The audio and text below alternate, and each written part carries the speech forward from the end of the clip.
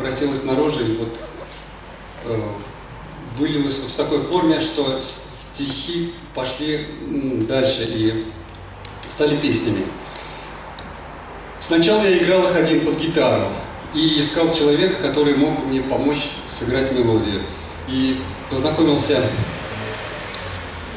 с музыкантом, который не просто сыграл мелодию, а удивительно обогатил музыкальную ткань произведения. Это Сергей Торпичин. Встречайте, клавишные.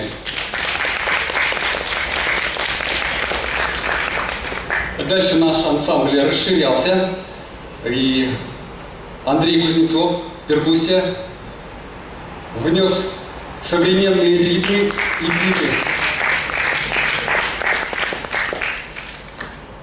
Еще я очень хотел, чтобы звучал голос, лиричный голос скрипки. Сегодня на скрипке Татьяна Тишина. И кларнет Александра Арапова. Очень символично, что Саша, она дочь поэта Александра Арапова, сегодня играет с нами. И именно на его стихи мы начнем исполнять свои песни.